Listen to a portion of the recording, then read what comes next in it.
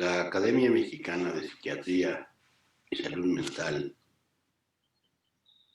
tiene el placer, el orgullo de presentar el homenaje luctuoso al académico Dr. Harry Baker Israel, en el cual participarán el Dr. Humberto Nicolini Sánchez, la doctora Margarita Reyes, el Dr. Alejandro Jiménez Genchi y un servidor, el Dr. Rafael Salim Pascual. El Dr. Harry Baker fue miembro activo de la Academia Mexicana de Psiquiatría y Salud Mental cuando ésta estaba apenas en la parte de gestación. Y desafortunadamente no vio ya su formación y constitución como asociación civil. Sin embargo, los miembros de la Academia Mexicana de Psiquiatría y Salud Mental lo consideramos uno de nuestros académicos fundadores post-mortem. Y es por eso que presentamos esta sesión solemne. Muchas gracias.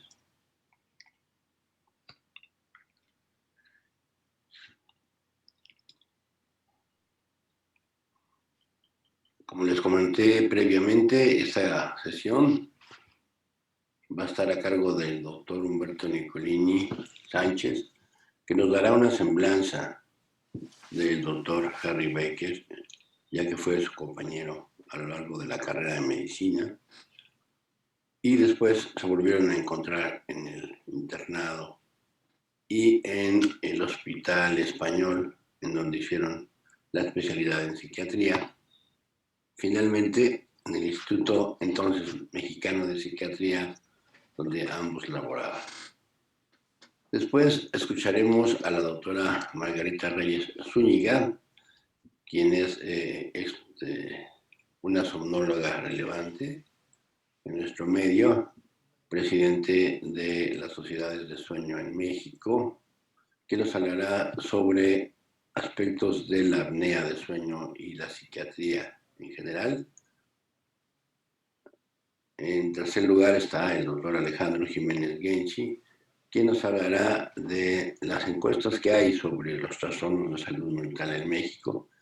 Y finalmente un servidor les hablará sobre los trastornos del dormir en el confinamiento por la epidemia del COVID. Muchas gracias.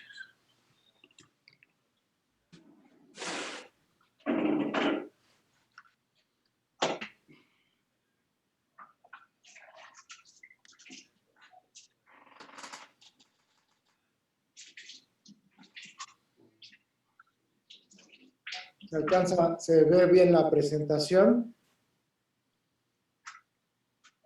Sí, yo la vi. Sí, perfecto. Bueno, pues pues como decía Rafael, pues es con pues mucho pesar que recordamos el fallecimiento de nuestro colega y gran amigo, el doctor Harry Baker, hace un año. Y pues pues voy a tratar de dar una semblanza. Pues Harry, él proviene de una familia con dos hermanos, una familia muy querida, de la cual siempre su hermana Frida, su hermano Natán, con la cual siempre bromeábamos de que a pesar de pues de vivir lejos y habernos criado en ambientes muy diferentes, éramos muy, muy semejantes, igual que con muchos otros compañeros con los que nos encontramos en la UNAM. Él se cursó sus estudios en el Colegio Hebreo Darwood, del cual siempre guardó muy gratas experiencias, y él se conservó muy, muy buenos recuerdos de su vida en esta etapa.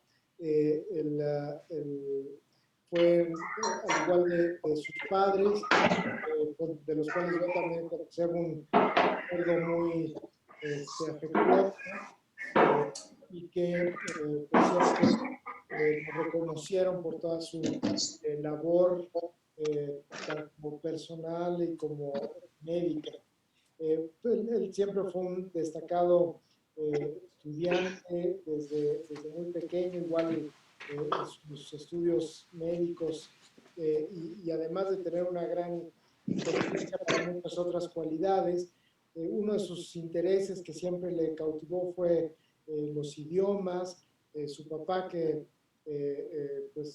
estuvieron siempre muy apegados a los viajes, y luego pues su hermano, que hoy sigue el negocio de los viajes. Pues creo que eso facilitó el que Harry tuviera un gran dominio de pues, varios idiomas: el inglés, el hebreo, francés, noruego y catalán.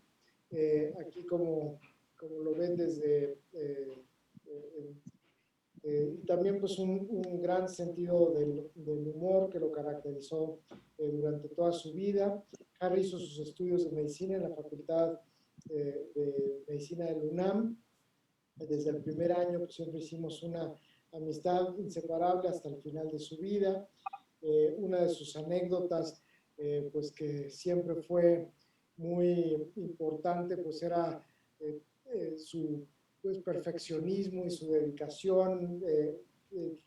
Siempre estuvo muy al pendiente de haber conservado su 10 promedio de calificación, y curiosamente la materia que le quitó el 10 cerrado de calificación fue neurología, y donde pues fue una escena que varios fuimos testigos, donde un profesor lo acosó, pues yo creo que mucho por su origen judío, de lo cual él siempre fue muy orgulloso, y entró en varias discusiones, y que al final de cuentas le costó la calificación, y fue un dolor pues muy importante, pero que mantuvo siempre su posición. Después tuvimos la suerte de encontrarnos con un gran maestro, el doctor Dionisio Nieto, uno de los grandes padres de la psiquiatría en el Instituto Nacional de Neurología, y que además de sus clases, pues fue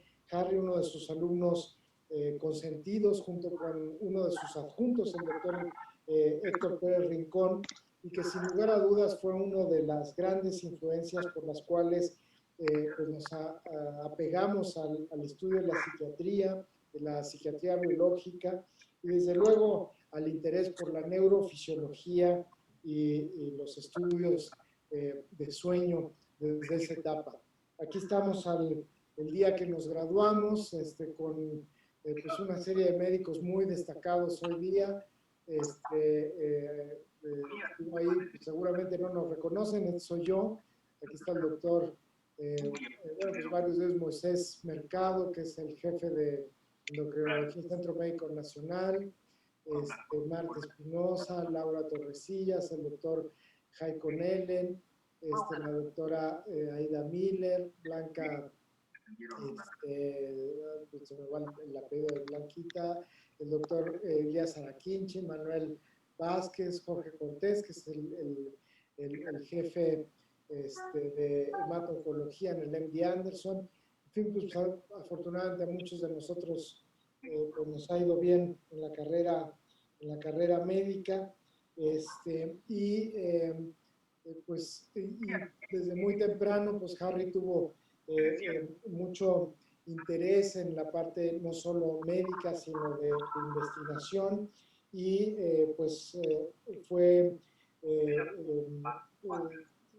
siempre guardó este interés en tener una sólida formación médica, a pesar de que no necesitábamos hacer el internado rotatorio. Ya una vez graduados, él decidió de manera voluntaria hacerlo en el Hospital Español, y ahí nos desfasamos un año para luego ya entrar a la residencia en psiquiatría, donde tuvimos como maestros al doctor Carlos Cantillo, el doctor Lauro Castanedo, Enrique Suárez, el doctor Serrano, y ya en la medicina empezó a tener mucho interés por el estudio del sueño, la electrofisiología y se fue a hacer sus estudios de medicina del sueño a Noruega.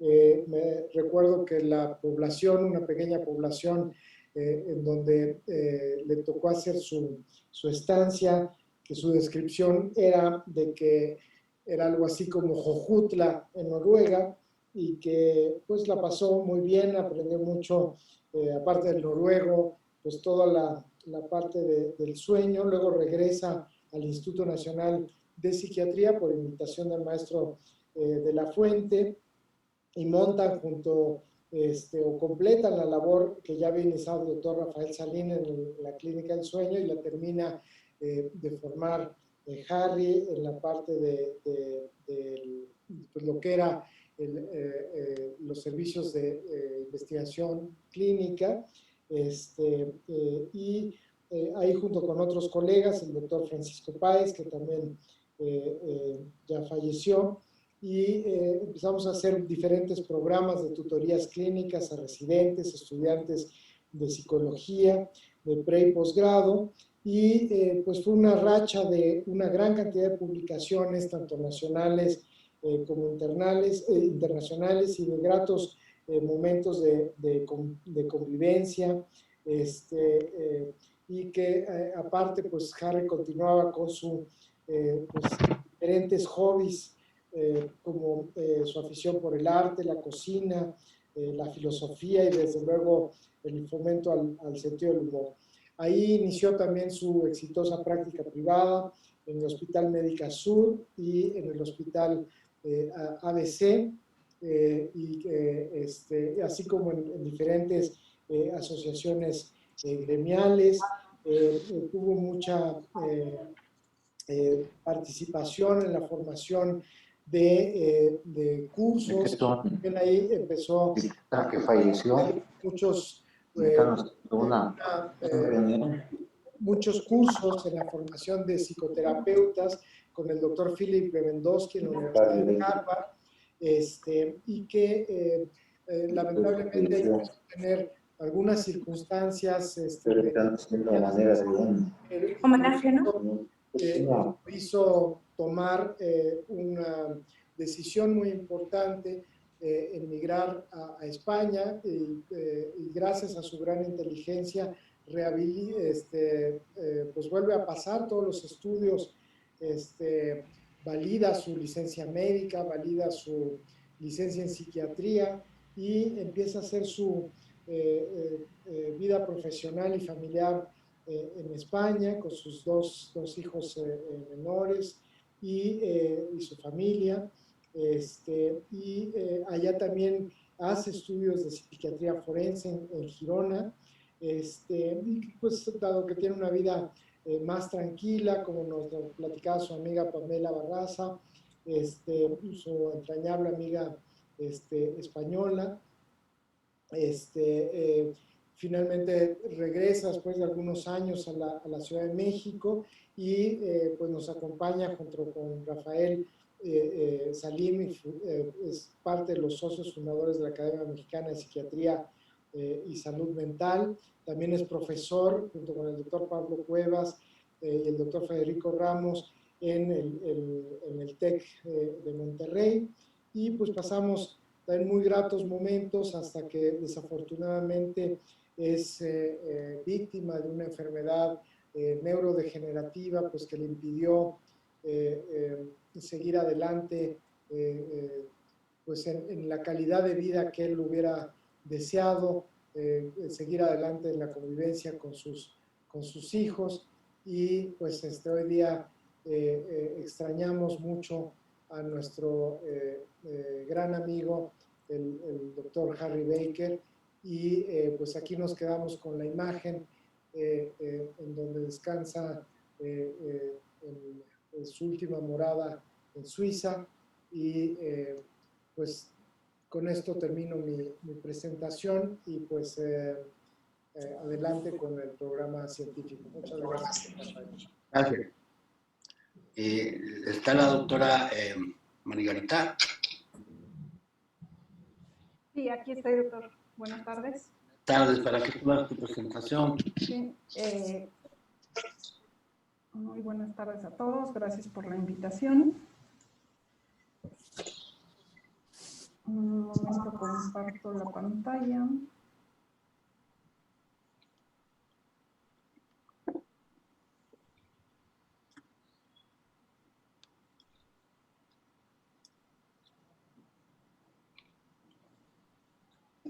Ahí está. La voy a bajar.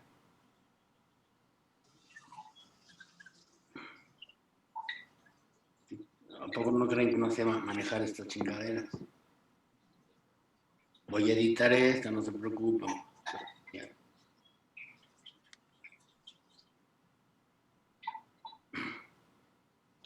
Entonces esta ya se ve. Sí, se ve muy bien. Sí. Sí, porque además si no se estaba viendo, no estábamos grabando nada, ¿eh? Entonces yo la voy a Margarita. Ok. Bueno,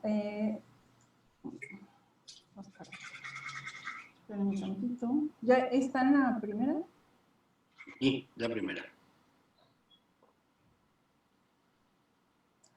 Bueno, entonces, esto ya creo que ya se los dije. La siguiente, por favor. Grabando. La doctora Margarita Reyes Zúñiga nos va a hablar sobre salud mental y trastornos respiratorios del dormir. Adelante, Margarita. Gracias. Gracias por la invitación. Agradezco ser parte de este homenaje a Harry Baker. Y también estoy agradecida con Harry y con la vida por haberse cruzado en mi camino. La que sigue, por favor. Bien, les hablaba de la importancia de dormir. Bueno, pues el sueño, durante el sueño se producen citocinas que fortalecen nuestra respuesta inmune. El sueño regula nuestro estado de ánimo y nos hace más optimistas, mejora la atención, la concentración, la memoria, el tiempo de reacción. ¿Puede regresar a la anterior, por favor? Bueno. Gracias. Sí. Repara los tejidos, nos hola, hace pararme, más porque empáticos, mejora la atención, la memoria y el tiempo de reacción, disminuye el apetito y también es un factor homeostático para mantener la salud cardiovascular. La siguiente, por favor. Es importante tener en mente las horas que debemos dormir de acuerdo a nuestro grupo de edad. Claramente el tiempo de sueño va disminuyendo conforme vamos envejeciendo. En términos generales, los adultos debemos dormir entre 7 y 9 horas. Los niños en edad escolar deben dormir entre 9 y 11 horas y dormir menos de este tiempo como más de este tiempo implica un factor de riesgo para la salud. La siguiente, por favor. Ya estoy como en la mañanera que no tienen. Esta diapositiva siempre se las paso, probablemente algunos de ustedes ya la hayan visto, a mí me gusta mucho, y habla de la hipótesis de la homeostasis sináptica del sueño.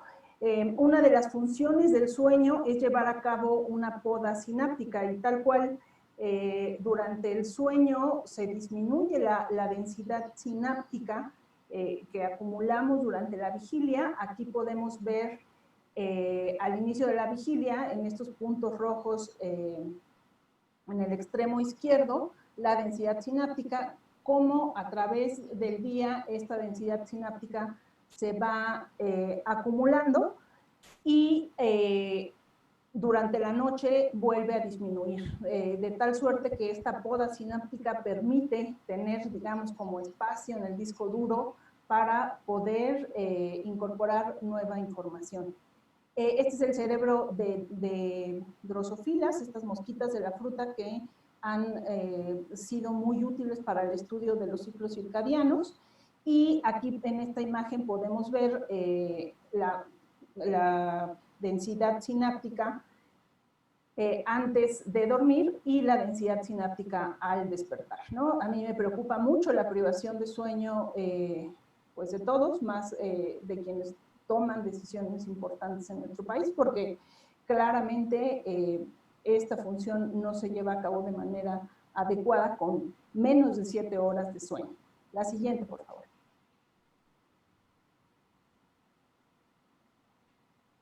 Esta es otra diapositiva que siempre presento, que también me gusta mucho.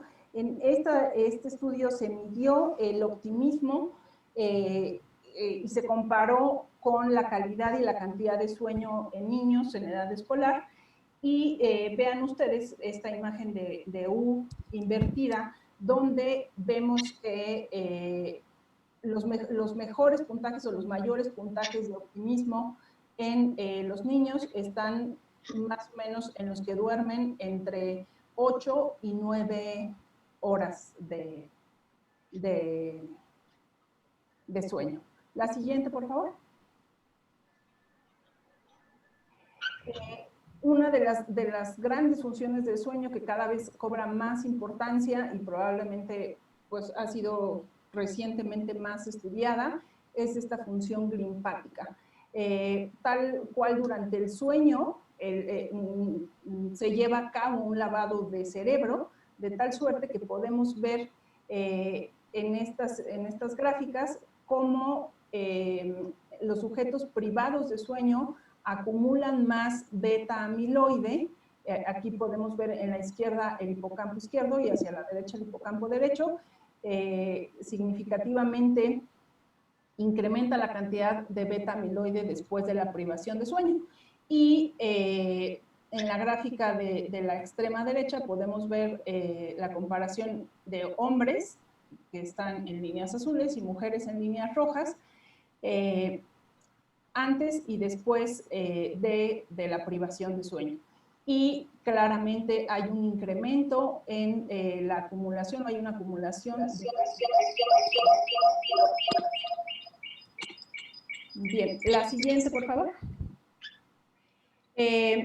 La privación crónica de sueño, ya sea total o parcial, esto significa pues, de toda una noche o de determinada etapa de sueño, disminuye el espacio que hay entre las sinapsis, hay más cercanía entre las neuronas y las células de la glía, hay supresión de la neurogénesis y hay liberación, la microglia libera mediadores de la inflamación como el factor de necrosis tumoral alfa, la interleucina 1 y la interleucina 6, que tienen un efecto deleterio en las neuronas. La siguiente, por favor.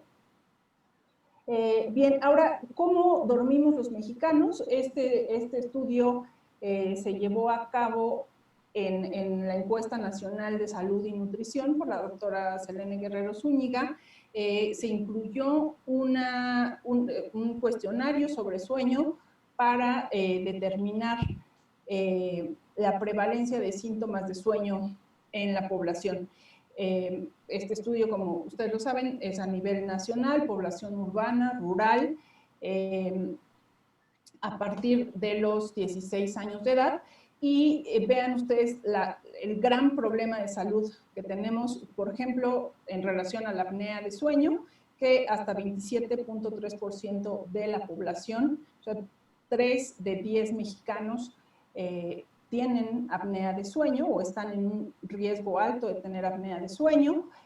La fatiga o el sueño no reparador, 1 de cada 3 mexicanos. El insomnio, que es algo que nos ocupa mucho a los psiquiatras, ocurre hasta 40% de la población, reportado como dificultad para dormir, y el insomnio propiamente, 18.8%. Y la privación de sueño, en 1 de cada 3 mexicanos duerme menos de lo que debe dormir. La siguiente, por favor. Esta clínica se dedica básicamente al estudio de la apnea obstructiva del sueño. La apnea obstructiva del sueño son episodios de cierre total o parcial de la faringe durante el sueño. acompañados de hipoxemia intermitente y cambios en la presión intratorácica y fragmentación de sueño. La apnea de sueño está asociada a hipertensión, infartos al miocardio, eventos vasculares cerebrales, síntomas depresivos, alteraciones de la memoria y diabetes. La siguiente, por favor. Ok, aquí podemos ver la imagen de lo que ocurre en apnea de sueño. Los músculos de la base de la lengua se relajan, el paladar vibra y la presión negativa que ejerce el diafragma en la faringe, que es un tubo flexible, hacen esta oclusión. Cuando se cierra la faringe, el cerebro automáticamente se alerta, hay una descarga adrenérgica y eso es responsable de buena parte de los daños a la salud por apnea de sueño. La siguiente, por favor. Ok, aquí podemos ver el ejemplo del aplanamiento de la curva de flujo en apnea. La que sigue, por favor. Ok, aquí les pongo este hipnograma que es, podemos ver en el eje de las X las horas de sueño, en el eje de las Y las distintas etapas de sueño. El de arriba es un hipnograma normal, tenemos 2, 4, 5 ciclos de sueño. En lo más oscuro tenemos el sueño MOR, en la primera mitad de la noche predomina el sueño de ondas lentas. Y acá abajo les pongo, entre comillas, el hipnograma, les pongo el hipnograma de alguien durmiendo con apnea, y pongo durmiendo entre comillas, porque bueno, pues esto, dormir no es, ¿no? Vean ustedes las diferencias, ¿no? Hay una gran fragmentación del sueño, no hay sueño de ondas lentas, ¿no? Cuya función es, entre otras, consolidar la memoria, la secreción de hormona de crecimiento en los niños, y tampoco hay sueño MOR.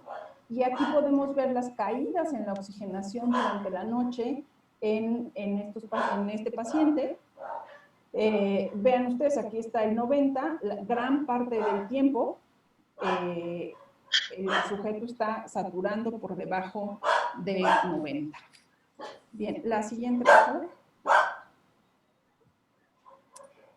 Ok, bueno, la hipoxemia intermitente, que es uno de los mecanismos de daño de apnea de sueño, hace que haya una disminución de la neurogénesis celular.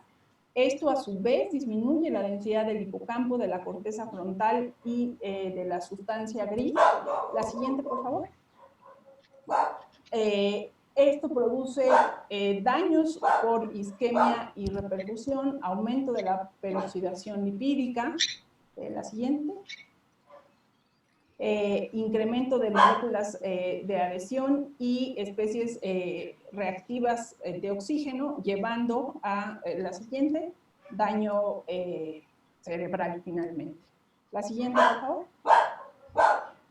Ahora, este daño cerebral o a nivel del sistema nervioso central, pues claramente se va a reflejar en síntomas neurológicos y síntomas psiquiátricos, que probablemente muchos de los pacientes que ustedes ven tengan apnea de sueño, y también acá vemos muchos pacientes.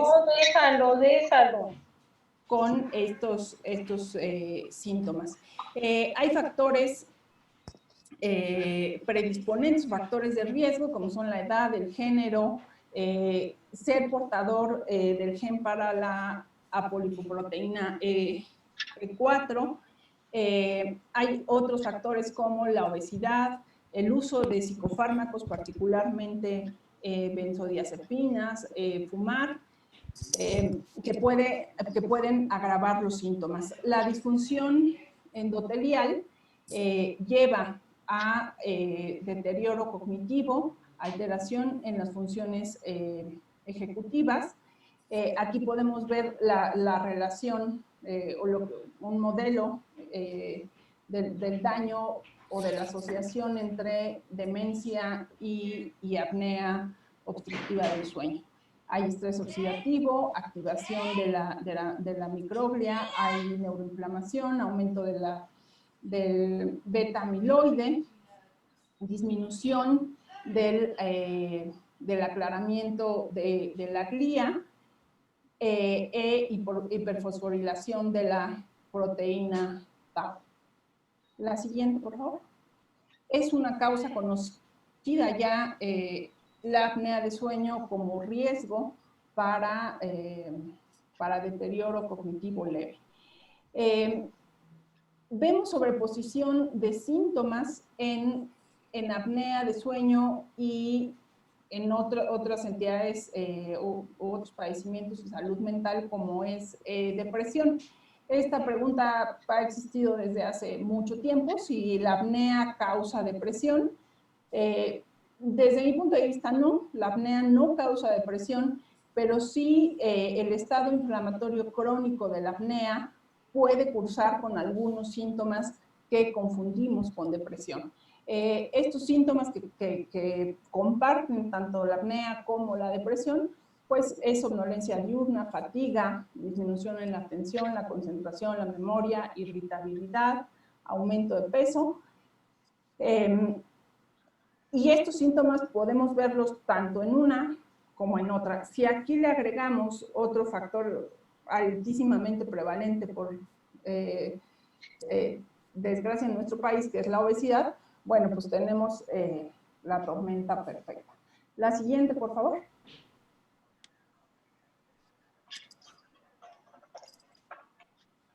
Se han visto alteraciones neurológicas o en la morfología cerebral en pacientes con apnea de sueño y síntomas depresivos. Hay disminución del metabolismo en el lóbulo temporal, la ínsula, el núcleo caudado, la corteza prefrontal, la corteza singular anterior, el hipocampo. Hay también un hipofuncionamiento en el puente.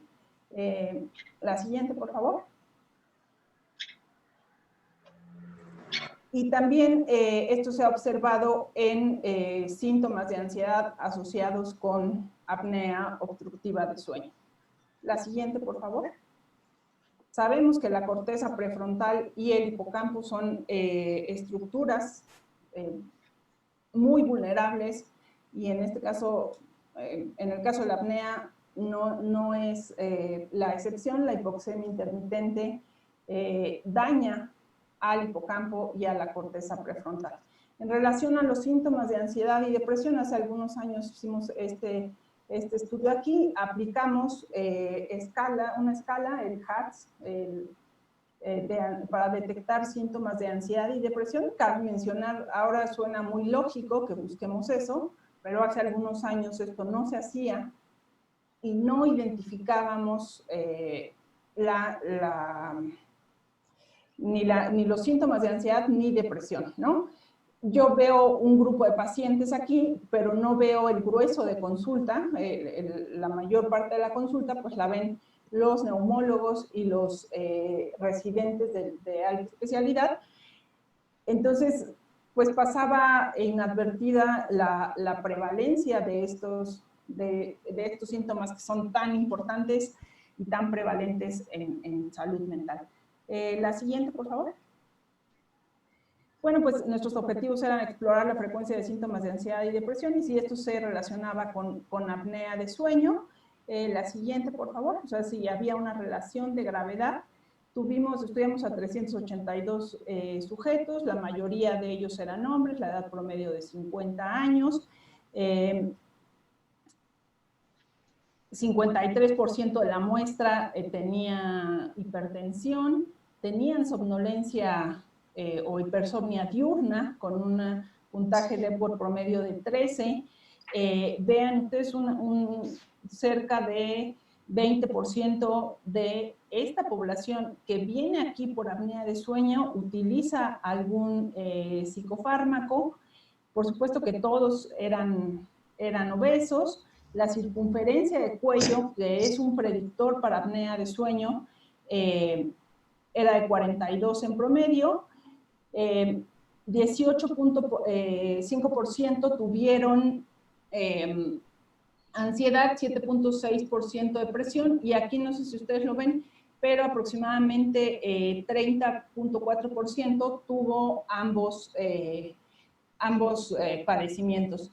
De tal suerte que cerca del 55% de los pacientes que vemos con algún trastorno respiratorio del dormir presentan síntomas de ansiedad y o depresión. La siguiente, por favor. Los pacientes que tenían mayor puntaje, tanto de ansiedad como de depresión, tenían mayor índice de masa corporal, ¿no? Este efecto como aditivo de la obesidad, y tenían también más somnolencia. La siguiente, por favor.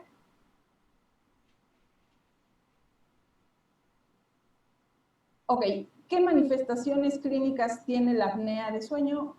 ¿Me puede regresar a la anterior, por favor? Gracias. Bueno, pues los síntomas nocturnos son ronquido, que muchas veces lo padece la pareja de cama. Apneas observadas, es muy frecuente que los pacientes, que generalmente son hombres, vengan acompañados por sus esposas o por sus parejas, ¿no? A veces pues no es la pareja, a veces es la mamá, la hija, etcétera, y reportan, ¿no? que el paciente se queda sin respirar, incluso miden, ¿no? cuánto tiempo se queda en apnea. Esto no pasa al revés, o sea, los hombres no le están cuidando la respiración durante el sueño a las mujeres, y yo creo que es una de las explicaciones de que tengamos una prevalencia menor. Yo creo que las mujeres tenemos igual de apnea que los hombres, pero nadie se da cuenta que nos estamos ahogando en la noche. Qué triste. Hay también diaforesis durante el sueño, hay nicturia. En las mujeres la apnea se manifiesta mucho como insomnio, porque al colapsarse la faringe, el cerebro se alerta y todo el tiempo están en ese dormir, despertar, dormir, despertar. Hay un sueño inquieto. Dentro de los síntomas diurnos, pues el sueño va a ser no reparador, va a haber deterioro cognitivo, esto significa disminución de la atención, concentración, memoria. La somnolencia diurna probablemente sea el síntoma más frecuente y uno de los más peligrosos, ¿no? Es causa de accidentes automovilísticos. Hay fatiga, disfunción eréctil, cefalea matutina, y bueno, dentro de las complicaciones hay accidentes tanto en vehiculares como de trabajo, hipertensión, infartos, eventos vasculares cerebrales, obesidad, diabetes mellitus, cáncer, dislipidemia. Bien, la siguiente, por favor. Hay una forma muy simple de identificar a los pacientes con apnea de sueño. Como les decía, medir el cuello, ¿no? La circunferencia del cuello es un predictor de apnea de sueño. Esta escala que utilizamos mucho y que recomendamos a los médicos no especialistas en el sueño medir en sus pacientes, por sus siglas le llamamos SACS. Consiste en medir la circunferencia de cuello en centímetros a la altura del cartílago cricoides. Si existe hipertensión, le vamos a aumentar 4 puntos. Si existen apneas observadas, le vamos a aumentar 3 puntos. Si existe ronquido habitual, le aumentamos 3 puntos.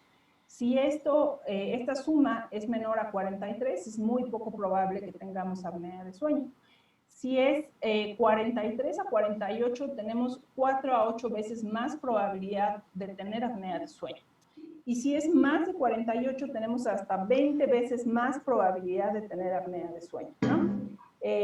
Por sí solo, la medición de la circunferencia de cuello, o sea, que un cuello mida más de 40 centímetros en hombres y más de 38 centímetros en mujeres, es factor de riesgo para tener apnea de sueño. La siguiente, por favor. Bien, aquí vemos un paciente, es la clínica de sueño.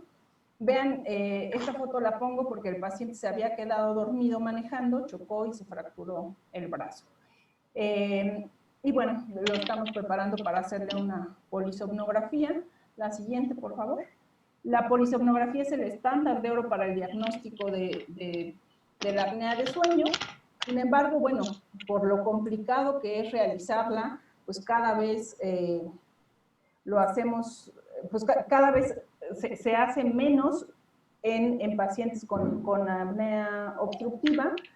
Ahora, ¿no? Después de la pandemia, bueno, cuando termine o cuando disminuya, la verdad es que veo complicadas para empezar a hacer polisomnografías aquí en el INER. Afortunadamente contamos con monitores simplificados que no estudian sueño, solo estudian la respiración durante el sueño, pero no son muy útiles para identificar y diagnosticar la apnea del sueño. Esta es una polisomnografía de un paciente con apnea de sueño. Vean ustedes en los primeros canales, vemos el electroencefalograma, los movimientos de los ojos, y estos que ven en azul donde dice obstruct apnea, estos son las pausas en la respiración. Imagínense que cada que ocurre una pausa de estas, aquí cada raya azul, entre una y otra raya, son 30 segundos, es una época de 30 segundos, así dividimos todo el registro polisomnográfico, y cada que ocurre una pausa, el sujeto tiene un alertamiento. Vean ustedes la caída en la oxigenación, ¿no? De tener 87, que ya de por sí es bajo, va bajando 83, 81, 79, etc. Y lo mismo pasa con la frecuencia cardíaca. La frecuencia cardíaca sube y baja en función de estas pausas. Imagínense cómo va a estar cómo va a despertar un sujeto que está ahogándose toda la noche. La siguiente, por favor. La siguiente. Bien, la siguiente. Ok. El tratamiento más eficaz para la apnea obstructiva de sueño es el CPAP. El CPAP es un dispositivo que nos da una presión de aire continua que evita o que contrarresta las fuerzas de colapso de la faringe. Como podemos ver aquí en el dibujo, el CPAP es un tratamiento eficaz, es relativamente accesible o barato si lo comparamos con los gastos a la salud que causa la apnea sin tratamiento. El CPAP ha demostrado disminuir todos los riesgos asociados a la apnea, asociados a la apnea. Y no se ven, no sé si se ve muy abajo, yo aquí no lo puedo ver, pero la siguiente, por favor. Aquí podemos ver cómo, hasta abajo de la diapositiva, en el primer cuadro, los distintos episodios de apnea que vimos previamente, y bueno, una vez que tenemos el CPAP, la respiración se restituye perfectamente. La siguiente, por favor. En relación a esto, hicimos un estudio en el que evaluamos el perfil neuropsicológico de pacientes con apnea de sueño y con hipoventilación, obesidad. La hipoventilación, obesidad es, pues desafortunadamente, un padecimiento creciente, ¿no? En paralelo a la creciente obesidad que tenemos. Y además de los eventos obstructivos, los pacientes retienen CO2. Y eso pareciera empeorar el pronóstico y el funcionamiento de este grupo de pacientes. Entonces nos pusimos a evaluar las funciones ejecutivas en este grupo de pacientes. La siguiente, por favor. Medidas por dos pruebas neuropsicológicas, uno es BANFE y otro es Neuropsy. Tuvimos una muestra de 22 pacientes con apnea y 7 pacientes con obesidad y hipoventilación. a los que evaluamos antes de darles tratamiento y después de darles un mes de tratamiento con CEPAP. Como ven ustedes, pues es un grupo pequeño, no es un grupo grande. Los pacientes con obesidad, hipoventilación, a pesar de que tenemos muchos, tenemos pacientes con muchas otras comorbilidades que tenían que excluirse y que, bueno, porque generarían muchos confusores. Y bueno, pues la mayoría, otra vez, son hombres, 91% hombres, 86% de obesidad y hipoventilación hombres. Son relativamente jóvenes, ¿no? Vean ustedes, 42 años, 40 años, o sea, son bastante jóvenes. Tienen cierto nivel, o sea, no son analfabetas, ¿no? Y pasaron 10 años en la escuela, 12 años, hasta 16 años. Una tercera parte eran profesionistas. Vean, el peso oscilaba, pues estaban allá más allá de los 100, ¿no? Los índices de masa corporal en apnea eran de 37, en obesidad y hipoventilación eran de 40. El cuello, pues también, pero no era distinto. Lo único distinto era la frecuencia cardíaca en estos dos grupos. En cuanto a características clínicas. La siguiente, por favor. Bien, y aquí podemos ver los resultados. No se ve, pero en los cuadros azules son los sujetos es el promedio y representan los sujetos con apnea, y el cuadro naranja los sujetos con hipoventilación, obesidad. Y bueno, sí vemos claramente la tendencia a que los cuadros naranjas, o sea, los sujetos con obesidad, hipoventilación, están por debajo, ¿no? Vean aquí, por ejemplo, en comprensión del lenguaje, están muy por debajo de los pacientes con apnea, en fluidez verbal semántica, en lectura, bueno, están mejor los que tienen obesidad, hipoventilación. En funciones ejecutivas motoras también están por debajo. La siguiente, por favor.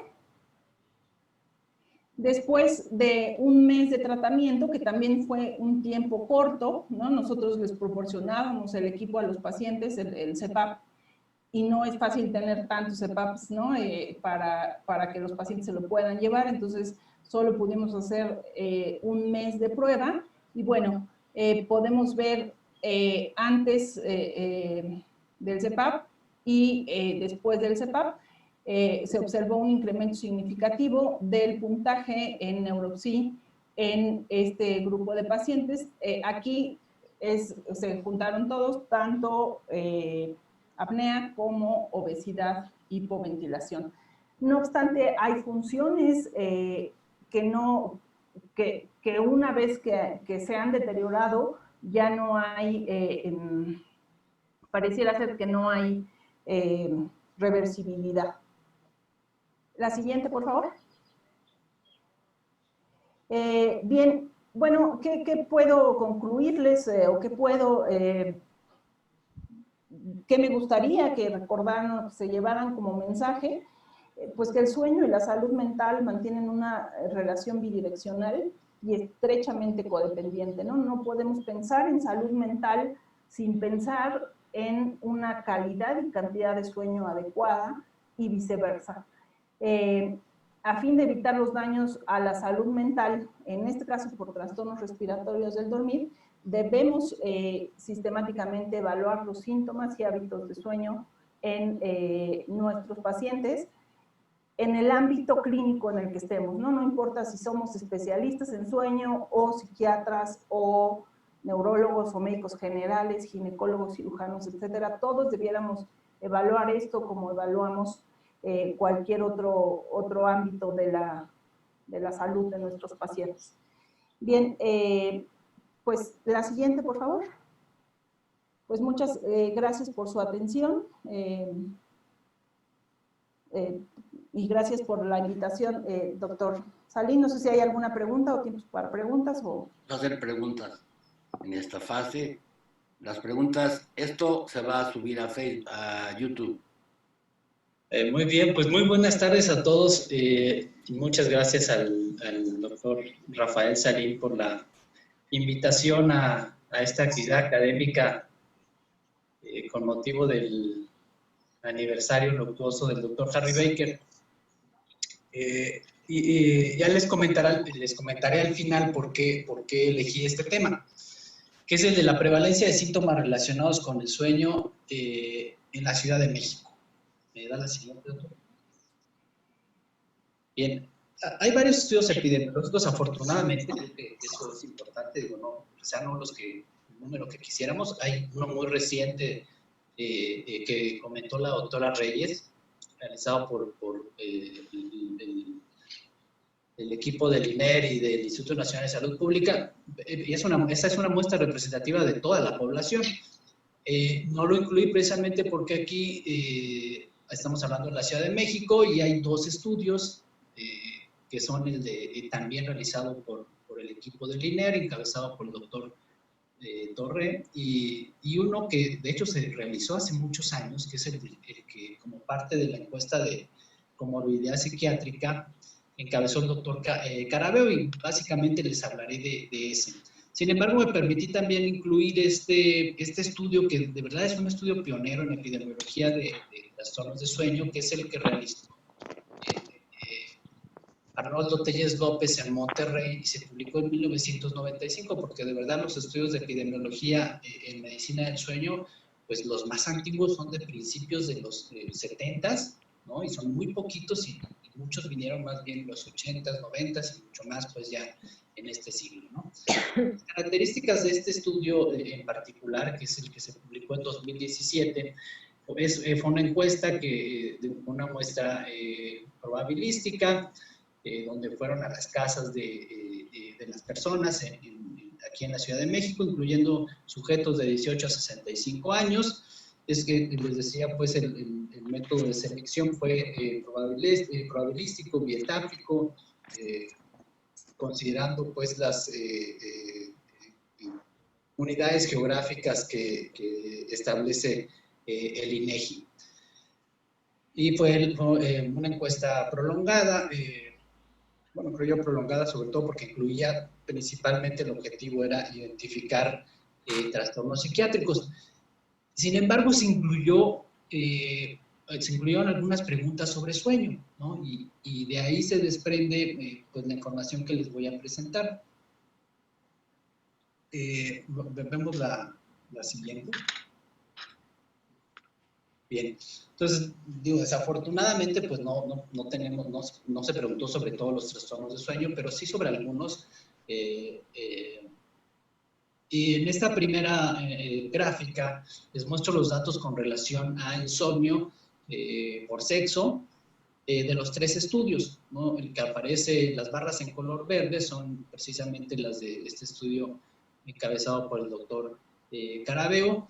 Y como pueden ustedes ver, de hecho, las cifras, cuando estamos hablando aquí, o lo que les estoy presentando en esta gráfica, son los síntomas de insomnio. Es decir, las dificultades para empezar a dormir o para mantenerse dormido o el despertar antes de lo deseado. Y vean, y esto además coincide pues con lo reportado prácticamente en todos los países donde se han llevado a cabo estudios de este tipo, que cerca de la tercera parte de los adultos presentan síntomas de insomnio, ¿sí? Y también se reproduce, y es sorprendente pues porque las cifras también son bastante parejas.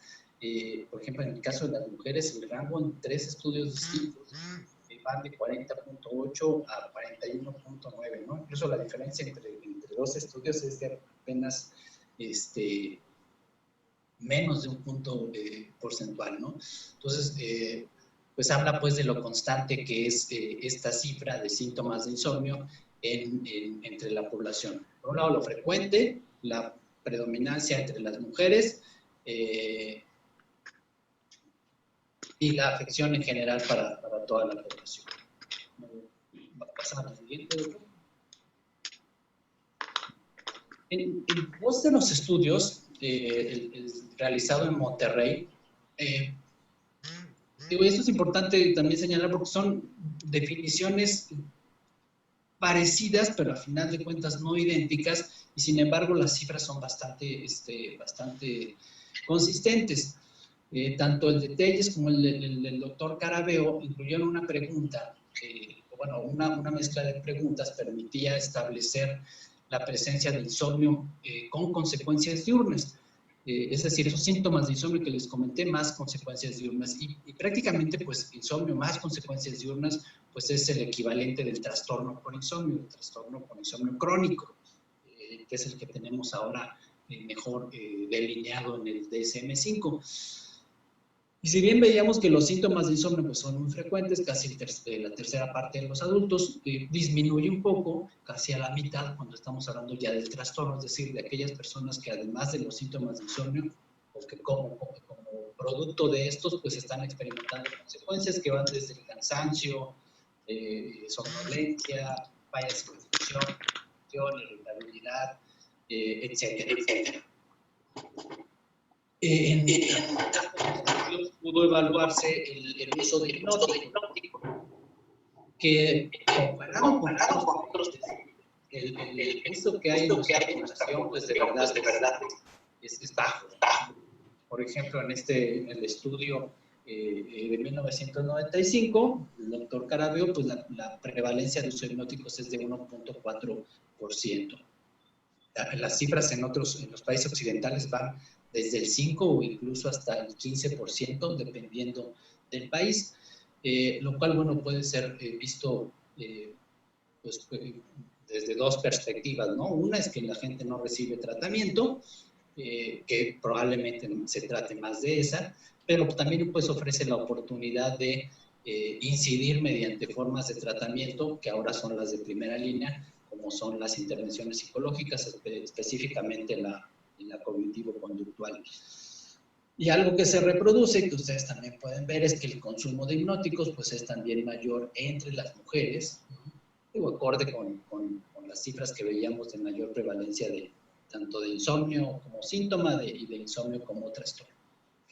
Vemos la siguiente.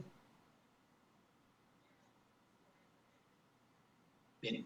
Otro de los síntomas que se ha evaluado en los estudios epidemiológicos, con definiciones ligeramente distintas, pero que nuevamente vemos que son bastante constantes los resultados, es la somnolencia excesiva diurna, ¿no? Esta necesidad imperiosa o esta tendencia a dormir durante el día o a tener también un sueño prolongado durante la noche.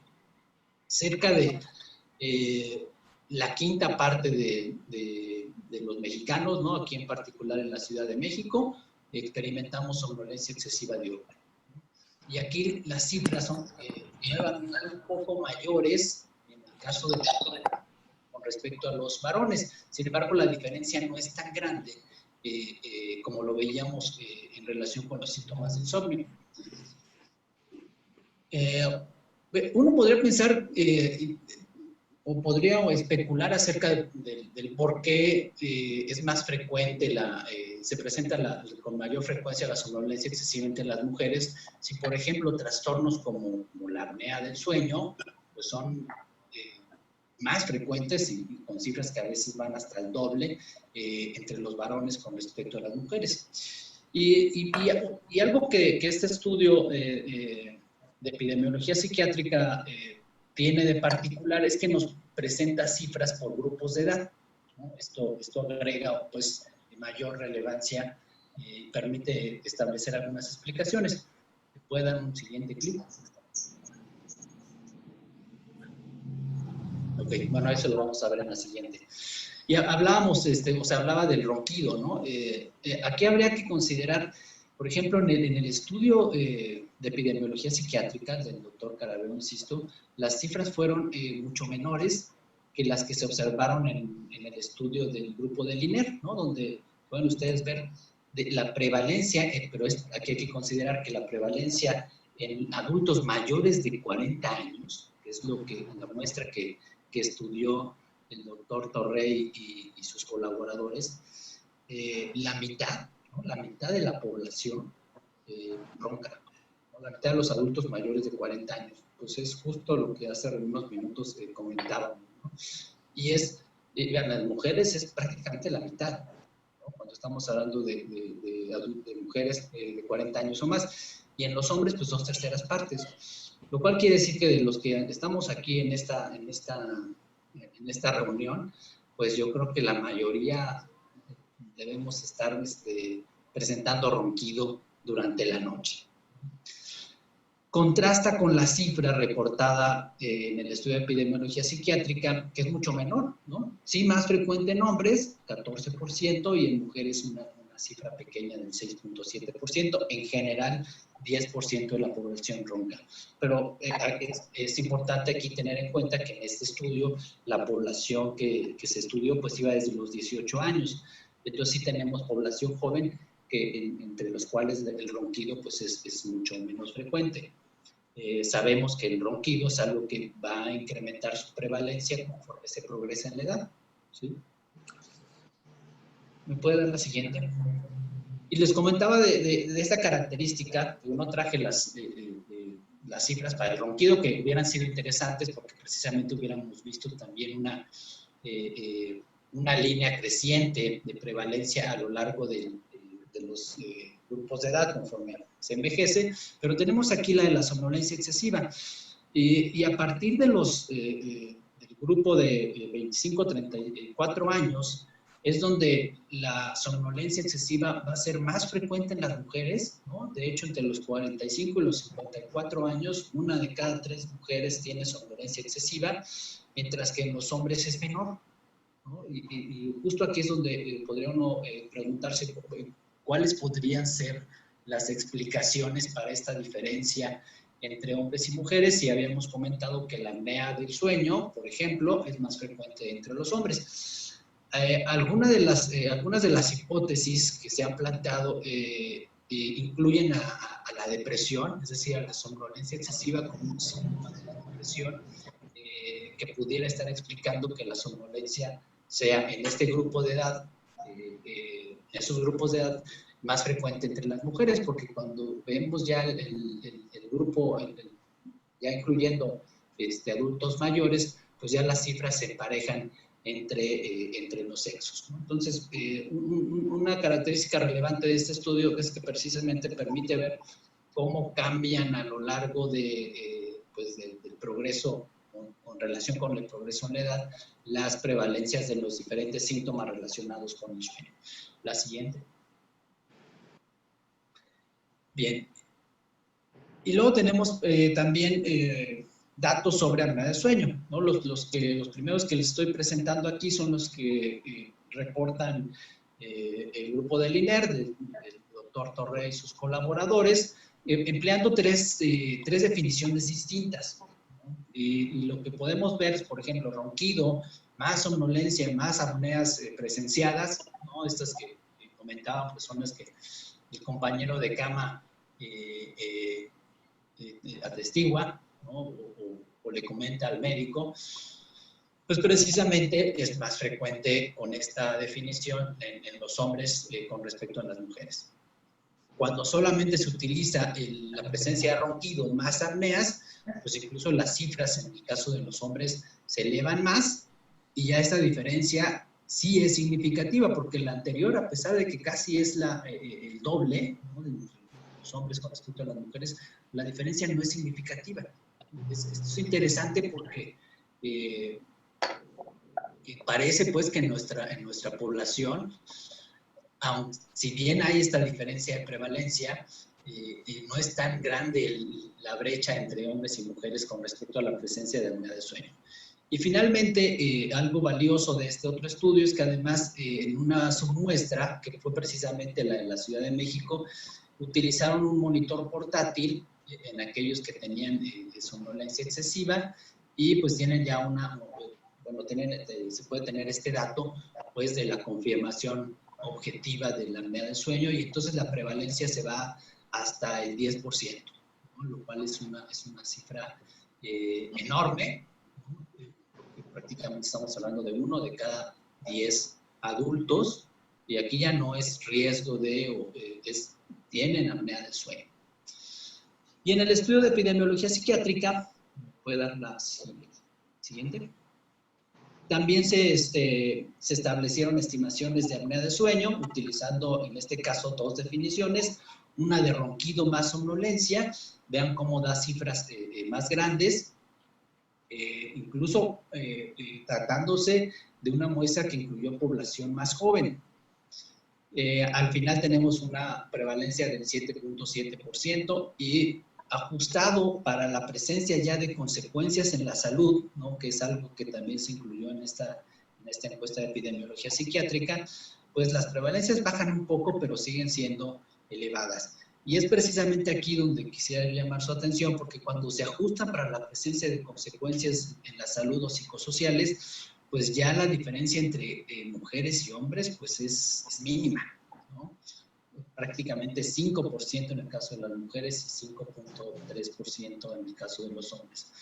Y aquí es donde probablemente la presencia de la obesidad, ¿no? esta grave situación de salud que vivimos en México, pudiera estar jugando un papel muy, muy importante en el desarrollo de este trastorno respiratorio del dormir.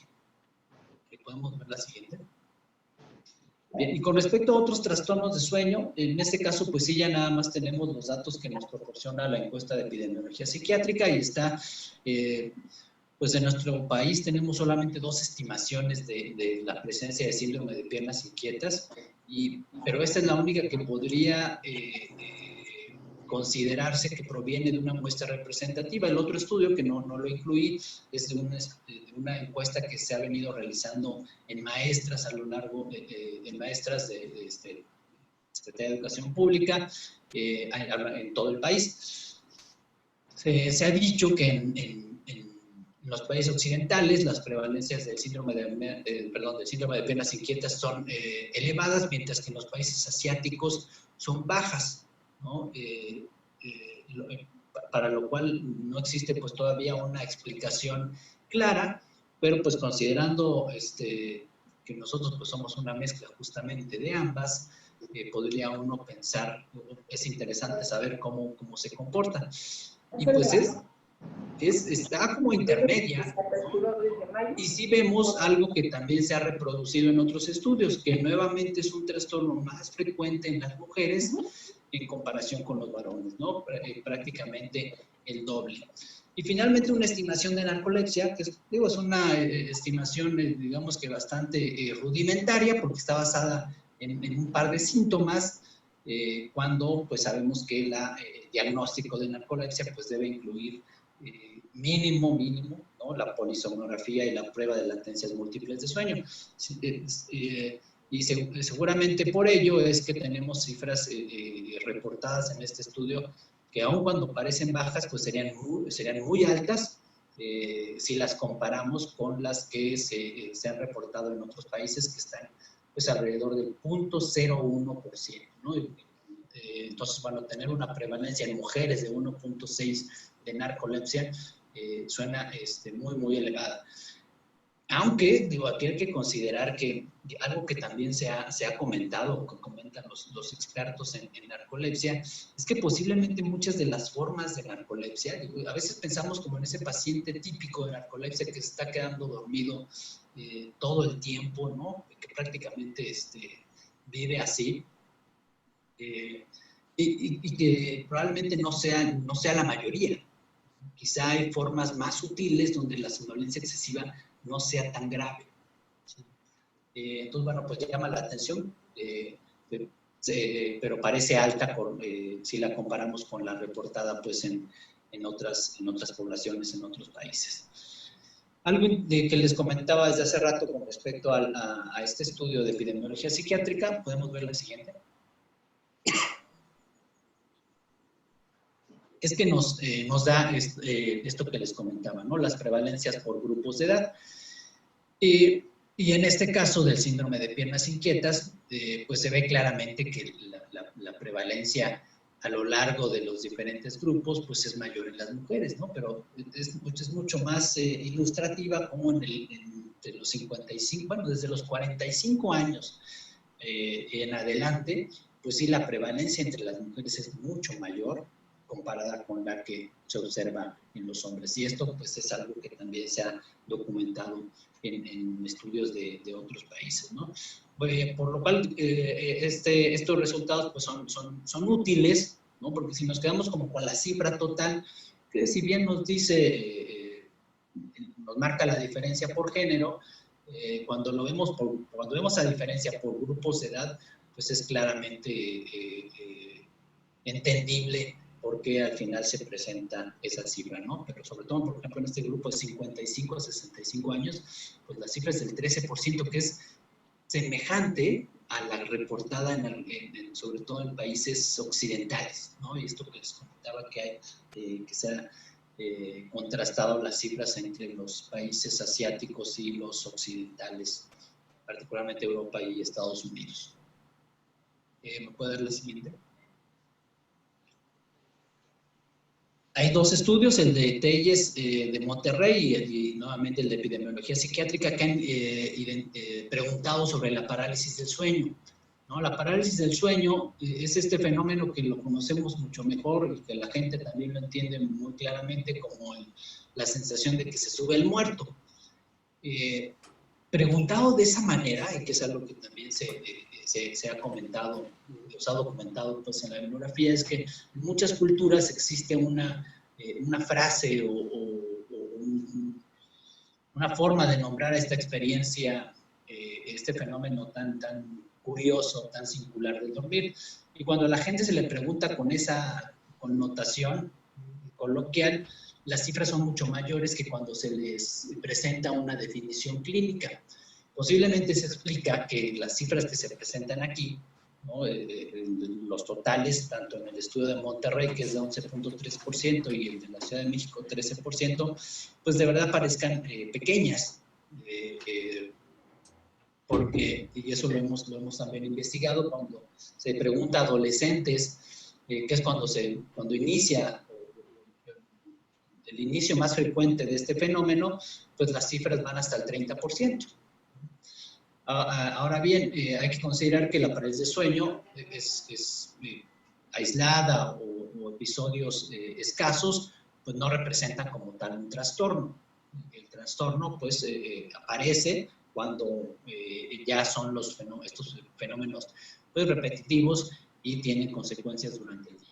Pero bueno, tenemos una cifra de nuestra población que sería pues alrededor de entre el 11 y el 13%. ¿Me da la siguiente? Bien.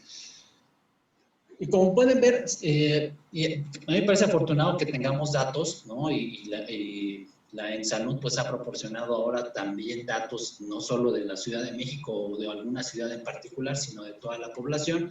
Desafortunadamente no de todos los trastornos de sueño, quizá es algo que es uno de los temas pendientes, pero los estudios que tenemos desde el pionero del doctor Telles hasta el más reciente de ENSALUD, pues confirman que el insomnio, la somnolencia y la apnea del sueño son los trastornos del dormir más frecuentes en la población y son muy frecuentes, no son prevalencias debajo del 10%, todas rondan o están por arriba de esta cifra. Y desde luego pues se requiere más investigación sobre la epidemiología, tanto de estos trastornos, porque muchos de ellos se requiere la confirmación por polisomnografía y es como tendríamos todavía cifras más depuradas, y de algunos pues de los cuales no tenemos todavía datos para México. Ahora, ¿por qué elegí este tema? Pues miren, yo conocí al doctor Harry Baker cuando llegué a rotar como residente, esto en 1994, al entonces Instituto Mexicano de Psiquiatría. Por entonces también el doctor Nicolín estaba por allá. El doctor Harry Baker estuvo muy poco tiempo, ¿no? Prácticamente como residente siendo yo residente, pues hablé muy poco con él y de verdad tuve poco contacto con el doctor Harry Baker. Pero bueno, era ya pues uno de los referentes junto con el doctor Salín. ¿Me puede dar la siguiente diapositiva, doctor? A la siguiente y luego regresamos a esta. Bien, el doctor Harry Baker, junto con el doctor Salín, y a ellos yo agregaría, ¿me puede dar la siguiente? Al doctor Jorge Espinosa de Puebla, pues como los maestros. Digo, esto es algo que presentamos en uno de los congresos de la Asociación Psiquiátrica Mexicana hace unos años. Me parece que fue el de, bueno, eso no importa, hace unos 2 o 3 años. Y bueno, hablábamos ahí pues de la historia reciente de la medicina del sueño, particularmente de la psiquiatría del sueño, que fue como le denominamos a ese simposio. Y bueno, pues uno de los maestros, digo, si bien insisto en que mi contacto con el doctor Harry Baker no fue frecuente, pues él desde entonces ya era un referente en relación a la medicina del sueño, particularmente en el ámbito de la psiquiatría. Nos regresamos a las anteriores.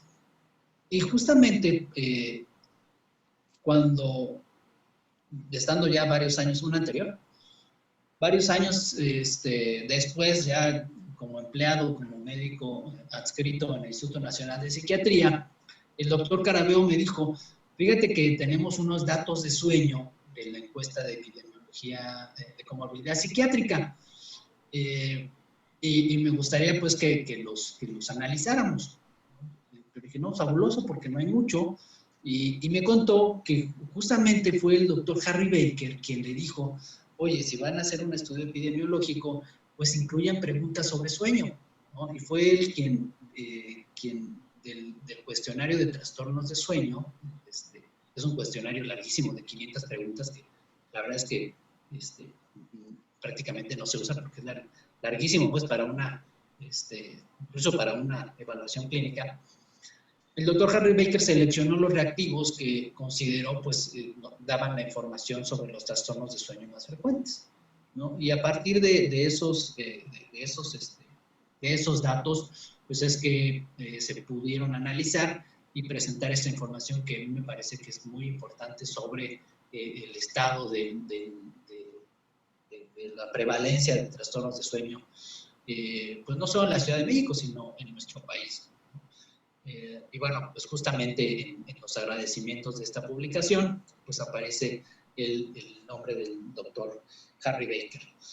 Y pues terminaría comentando que a fines del 2018, digo, de los aspectos que a mí me gustaría resaltar del doctor Harry Baker, es que durante el 2018, y quizá un año antes, estuvimos pugnando porque los psiquiatras fueran certificados en medicina del sueño. Eso fue algo que pues hicimos en conjunto pues, con todos aquellos psiquiatras que estaban dedicándose o dedicaban parte de su práctica pues, a la medicina del sueño, entre ellos pues, el doctor Rafael Salín, el mismo doctor Espinosa, la doctora Reyes y algunos otros psiquiatras más jóvenes. Y bueno, el doctor Harry Baker fue uno de los más tenaces e insistentes personajes en que lográramos esta certificación en medicina del sueño, que además de la de psiquiatría infantil, es la única adicional que hay. Entonces los psiquiatras podemos estar certificados en medicina del sueño y eso es importante porque le da una tanto certeza académica como legal a nuestra práctica. Y a fines del 18, el doctor Harry Baker me dijo, oye, vamos a hacer un estudio. Me comentó que él, y es un estudio conocido, él tenía un estudio que hizo pues al inicio de su actividad en la clínica de sueño del instituto, ¿no? Me parece que cuando él estaba recién llegado de Noruega y reportó los primeros 100 casos de apnea del sueño, los primeros 100 casos de la clínica de sueño. Y a fines de 18 me propuso, él estaba ahora en el laboratorio de sueño de los laboratorios médicos Polanco, si no me equivoco, me dijo, pues vamos ahora a reportar pues nuestra experiencia ahí en ese laboratorio en comparación con la que hay en el Instituto Nacional de Psiquiatría.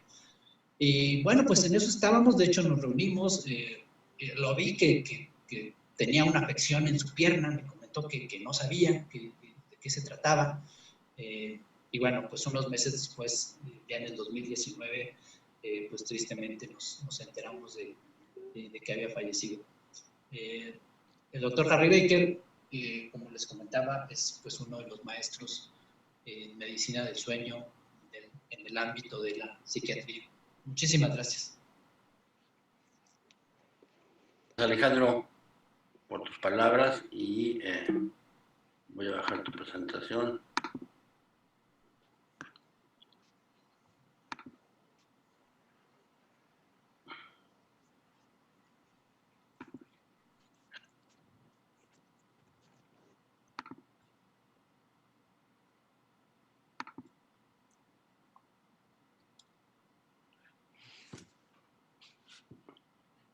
Las alteraciones del dormir vinculadas a la cuarentena están ocurriendo en la actualidad y tienen que ver con una serie de cambios en el ciclo de luz y oscuridad, en los ritmos circadianos y la magnificación de problemas que ya tenían las personas previas a la cuarentena. Y uno se podría preguntar, ¿para qué sirve el dormir después de todo, ¿no? Entonces, entre otras cosas, para la regulación del metabolismo corporal, pero sobre todo del metabolismo cerebral, ¿sí? Y aquí están algunas de las funciones que se han enumerado para el dormir. Restaurar energía cerebral, es decir, en la fase de sueño delta, ¿verdad? Algunos grupos celulares de las columnas de la corteza cerebral están en una situación de carga de glucosa y se apagan, mientras que otras columnas siguen encendidas, y esto da a nivel electroencefalográfico el aspecto de ondas lentas. Luego está la disminución del metabolismo corporal en general. Eso de alguna manera recuerda los estados de hibernación. Hay movilización de grasa, esto en la fase de sueño delta, en la primera parte de la noche. ¿Por qué? Porque aquí se libera hormona del crecimiento, que ya en etapas adultas no sirve para que podamos crecer, pero sí como factor lipolítico y de movilización de grasas. Luego está la función onírica o de ensoñaciones, que se ha propuesto como un tipo de solución de escenarios virtuales, de solución de problemas en escenarios virtuales que uno va desarrollando y que quizá al despertar ni siquiera uno recuerde qué fue lo que soñó, pero algunos problemas pendientes podrían haber estado resueltos y esto está hecho andar en vigilia. Es además una fase en la cual se consolida memoria, se libera espacio en nuestras neuronas mediante el olvido y es sin duda la tercera parte de nuestro vivir en el día a día, ¿no? Afortunadamente esto va cambiando con el tiempo, es decir, del recién nacido que duerme el 90% hasta el anciano que duerme alrededor del 20%, 30% de su día, hay un cambio real en el tiempo de sueño.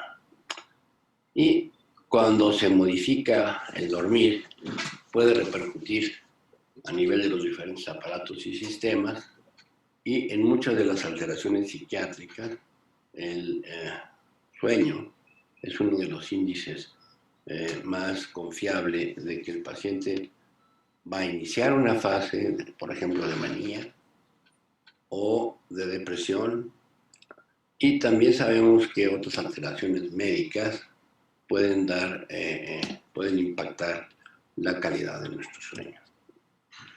Los trastornos psiquiátricos en general, según la última clasificación internacional de los trastornos del dormir, Están enumerados aquí de una manera muy general, pero son alrededor de 110 trastornos.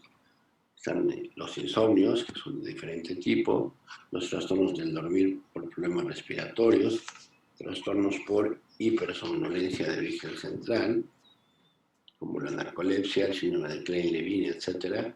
Las alteraciones circadianas, el ritmo sueño-vigilia, que es parte de lo que hablaremos esta noche, las parasomnias, que son trastornos del dormir, no propiamente de los mecanismos del dormir, pero que ocurren cuando estamos dormidos, y el ejemplo más claro es la enuresis. Y luego hay trastornos asociados a problemas psiquiátricos y a problemas médicos en general, como ya lo habíamos comentado. En esta pandemia, lo que se ha monitorizado en la Secretaría de Salud y en otros países, uno de los padecimientos más frecuentes, que puede ser como tal trastorno, si es primario, es el insomnio, o parte de los síntomas, como la ansiedad o la depresión, que en el caso particular de la pandemia y de la cuarentena, hay un componente ansioso de expectativa de que yo voy a adquirir o no voy a adquirir la infección o alguno de mis familiares. En muchos sentidos esto es similar a la ansiedad generalizada, ¿verdad? Hay una parte de incertidumbre de no sé qué me va a pasar, no sé cuándo, y también se pueden exacerbar alteraciones ansiosas previas, ¿no? Pudiendo llegar inclusive a desarrollar estas personas ataques de pánico que estamos viviendo con nuestros pacientes, sobre todo aquellos que ya tenían antecedentes de ataques de pánicos previos, ¿no?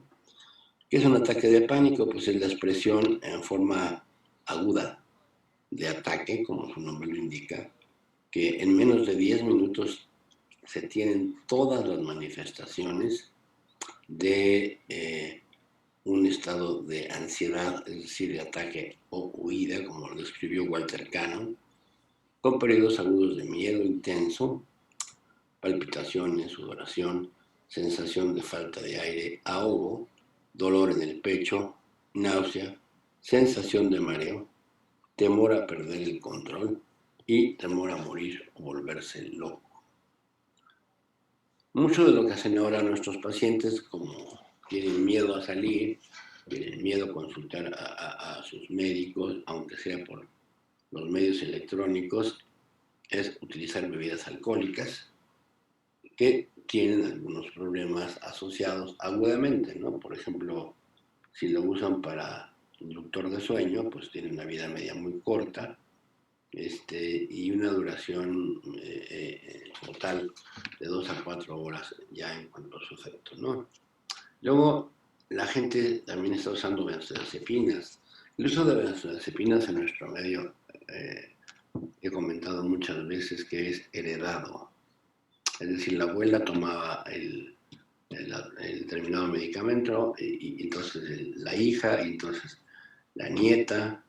Porque cuando uno les pregunta, ¿y cómo fue que te empezaste a ingerir Ativan, por ejemplo, que es de los más frecuentes? Me lo dio mi madre y a ella a su vez mi abuela, ¿no? Entonces, aunque son medicamentos controlados, pues en nuestro país sabemos que hay las farmacias mágicas, así llamadas por los mismos pacientes, donde por una cantidad extra te pueden expedir recetas de medicamentos controlados. Ahora, si ya tengo o mi paciente tiene un ataque de pánico, estas dos estrategias de alcohol o benzodiazepinas no van a servir, al contrario, pueden aumentar la frecuencia de las mismas en los síndromes de supresión. Y entonces, bueno, una estrategia importante es llamar a la línea de la vida, en donde se puede confirmar el diagnóstico, ya sea de ansiedad generalizada, ataque de pánico, y ellos mismos ya desde ese momento ya pueden derivar a una unidad de primera atención para la prescripción de alguno de estos medicamentos, de los inhibidores de recaptura de serotonina o inhibidores de recaptura de serotonina y norepinefrina. Y también se puede prescribir de manera sintomática benzodiazepinas de vida media larga por el menor tiempo y la menor dosis terapéutica. Y comentarles al paciente que habrá que ir disminuyendo estas últimas medicinas en la medida que se obtenga el beneficio de los antidepresivos.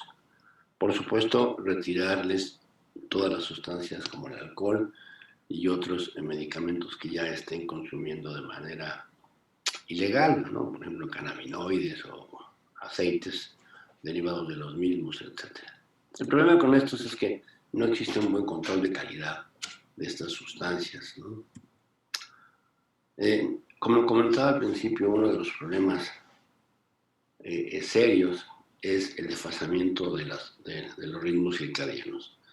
Habitualmente lo que estamos observando es el síndrome de fase retrasada del sueño, donde la gente se está levantando cada vez más tarde porque se duerme cada vez más tarde. Y no nada más ellos, todos en la familia.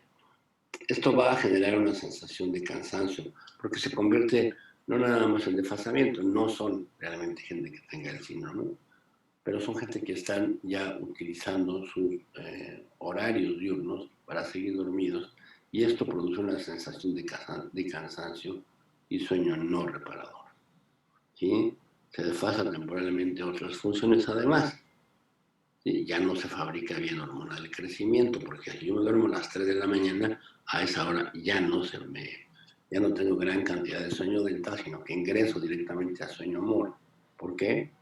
Porque el sueño amor aparece cuando decae la temperatura corporal y esto ocurre en la segunda parte de la noche.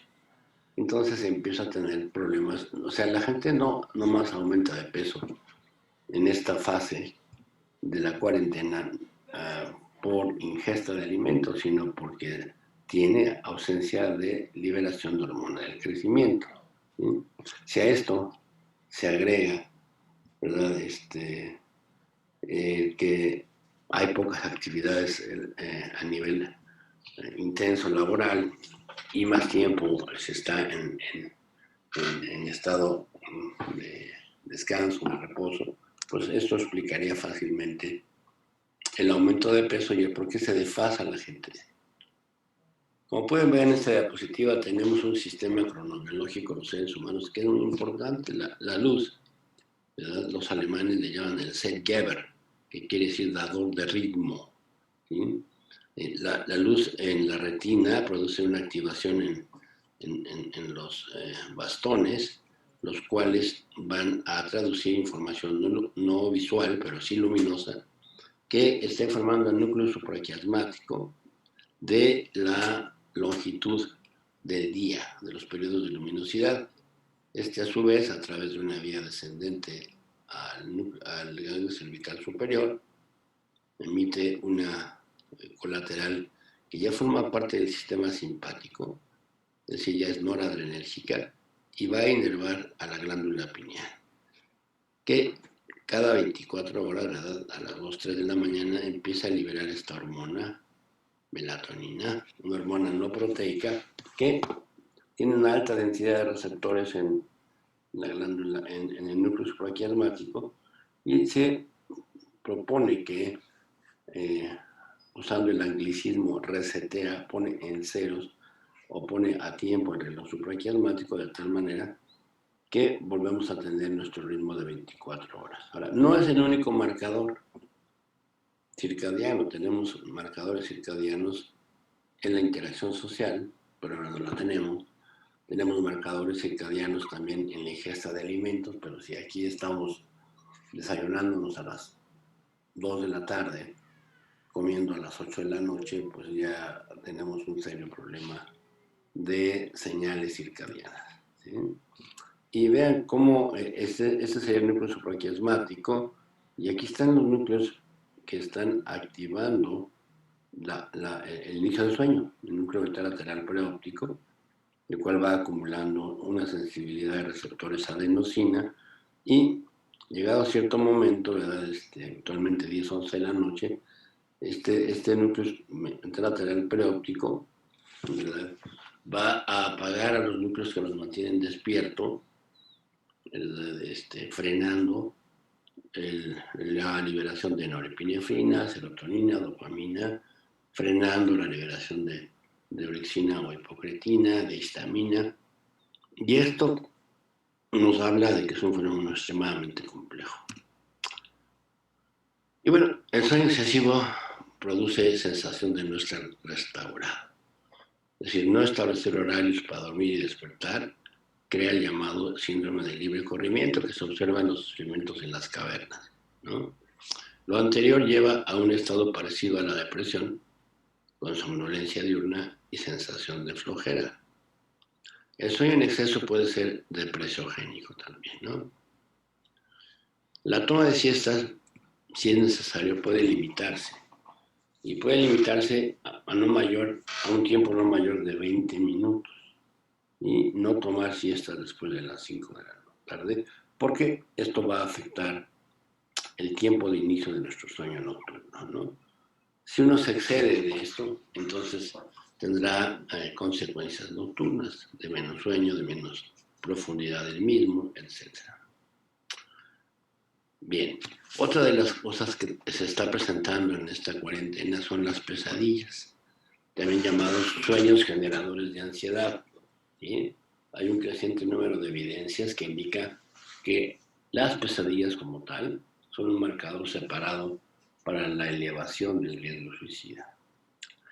Esto se ha demostrado en una serie de estudios, sobre todo no la frecuencia de pesadillas, sino la intensidad del fenómeno que induce a un despertar angustioso. ¿Sí? Entonces, cuando hicimos un estudio con un alumno de maestría, el doctor Rafael Reyes Espíndola, encontramos que hay mayor impacto para ideación suicida cuando el paciente ya inclusive evita quedarse dormido para no desarrollar, para no tener pesadillas. Entonces, el malestar por pesadillas, que está subyacente al impacto de las mismas, afecta más la función diurna y es un marcador que puede contribuir al aumento en suicidios en sujetos jóvenes, que fue donde hicimos el estudio. Bien, existen una serie de reglas de sueño que muchos de nuestros pacientes conocen mejor porque ya han estado recorriendo pues, algunos consultorios. Entonces, algunas de ellas son evitar la siesta lo más posible, y si ya no es posible, entonces no más de 10 a 20 minutos, restringir episodios de sueño nocturno, o sea, no tener sueño en exceso, porque eso, vuelvo a repetir, va afectando la organización circadiana, ¿sí?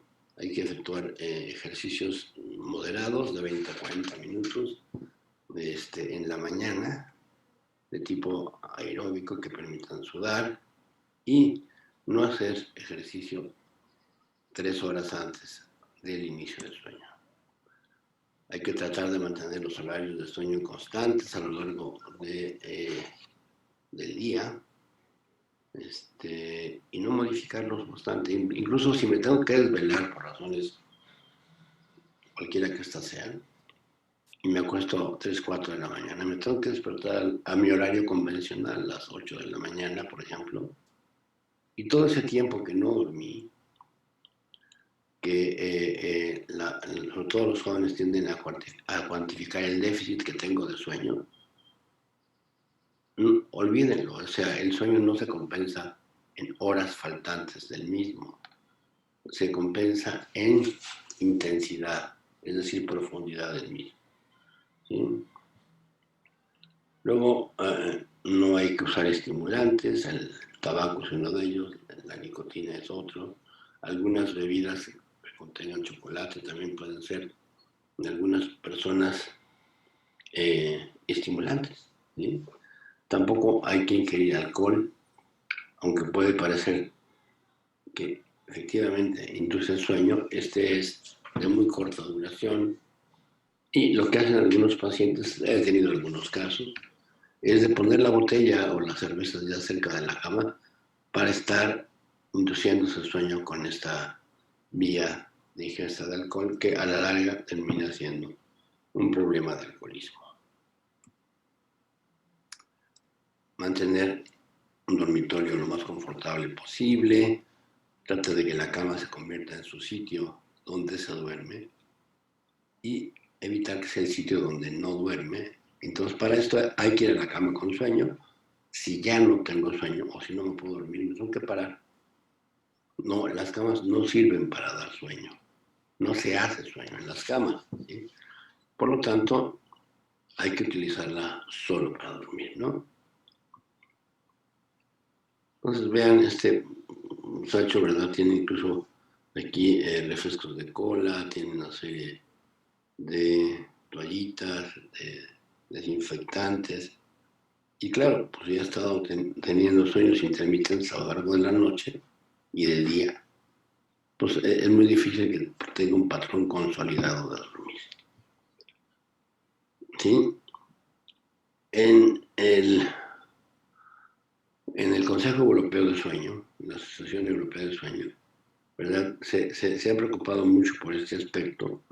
Ya ven que ellos tuvieron primero la epidemia que nosotros. Entonces, ellos han encontrado que el insomnio preexistente es un factor también de riesgo para el desarrollo del trastorno por estrés postraumático, ¿verdad? Que en sí mismo está asociado a un aumento de interrupciones del sueño, ¿no? Y en un estudio reciente en China, ¿verdad?, se demostró que el 7% de los residentes de Wuhan, después del brote con COVID, tenían síndrome de estrés postraumático, principalmente mujeres. ¿Quiénes son los que tienen este síndrome? Bueno, ser menores de 35 años, estar siguiendo, monitorizando las noticias sobre el COVID, ¿verdad?, más de 3 horas durante el día, ¿verdad? Todo esto va a elevar los riesgos de que yo tenga un síndrome de estrés postraumático. Y algunos efectos negativos de confinamiento en casa respecto al sueño es el problema. Es probable que la situación actual tenga efectos negativos en muchos factores que están influyendo en la calidad del sueño. La gente se experimenta grandes cambios en su rutina diaria, viviendo con incertidumbre y con estrés, con inseguridad sobre su salud y preocupaciones sobre la educación, sobre su situación a la larga, ¿no?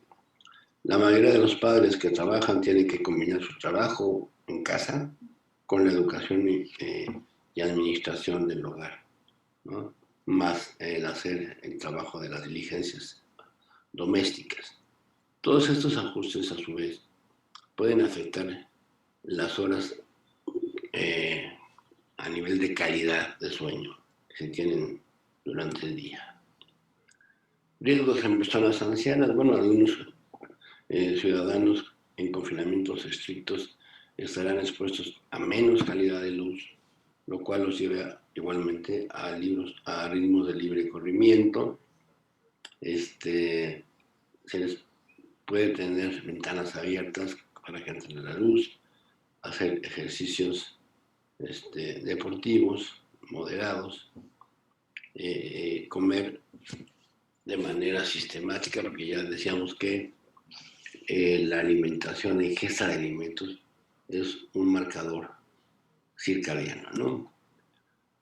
Y bueno, los académicos europeos de expertos en sueño recomiendan intentar mantener un horario nocturno y de despertar también, siempre levantándose más o menos a la misma hora.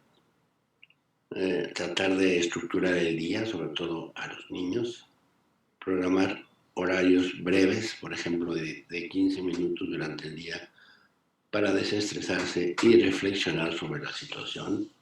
Escribir pensamientos, hablar sobre el estrés, intentar restringir pensamientos sobre estas cosas negativas en el momento en que se esté ya en la cama, ¿no? Si es posible, use su cama solo para dormir y tener relaciones sexuales y para ninguna otra actividad. Esto se logra mejor solo yendo a la cama cuando ya se tiene sueño. Aprovechen las oportunidades actuales de seguir su ritmo natural de sueño más cerca, en particular para tipos nocturnos en adolescentes. Aprovechen esta oportunidad también para permitir periodos de sueño adaptativos a sus necesidades circadianas, ¿no? Una de las recomendaciones más importantes es compartir sentimientos a nivel social y de ansiedad con familiares y amigos, pero también para compartir información positiva que distraiga a los demás, ¿no? Contenido humorístico, etc. Sin embargo, no se lleve dispositivos electrónicos tipo tabletas o teléfonos celulares a dormir. Apáguelos antes de acostarse, ya que hay una distracción motivada por la luz.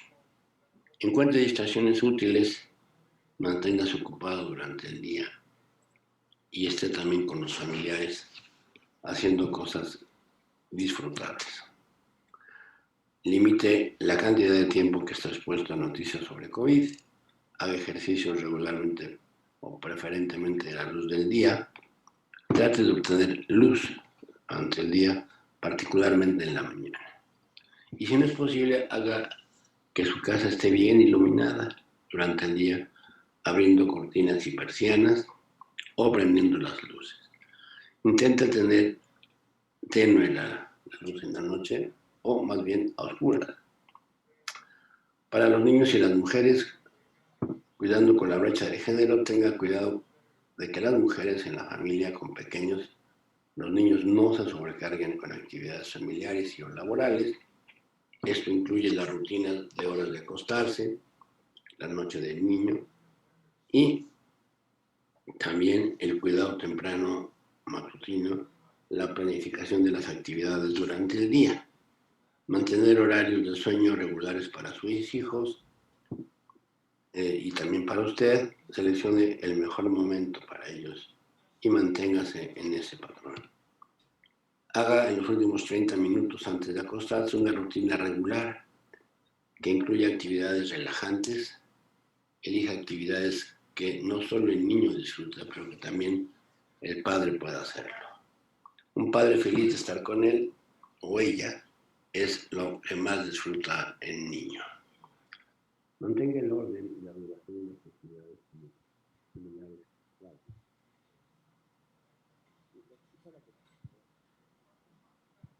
Celular, mire la televisión más de lo habitual, puede ser inevitable en el confinamiento. Es decir, no es posible, mejor dicho, que uno impida que esto se haga, pero sí hay que marcar ciertos límites en cuanto a los horarios, ¿sí? No permitir que sus hijos usen este tipo de aparatos ya en la cama cuando se van a dormir. Y en el hogar se pueden permitir, y trate de evitar que los niños usen su cama para actividades que no sea el sueño. Para el personal médico y enfermería, hay que planificar breves momentos con colegas o familiares de confianza para expresar estrés y otras emociones y las preocupaciones que se tienen sobre el trabajo. Esto hay que hablarlo, ¿sí?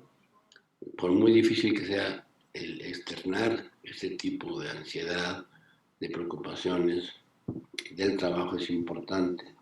En sus tiempos libres, aunque sean limitados, busque tareas que se distraigan, manténganse ocupados con esas actividades que ya están familiarizados, limite tanto como sea posible la cantidad de tiempo en el que están expuestos a noticias sobre el COVID, si no está esto relacionado a su situación laboral. En sus tiempos libres trate de hacer ejercicio regularmente, pero no justo antes de la hora en que pueda dormir. Trate de obtener luz natural durante el día y si no es posible use luces brillantes.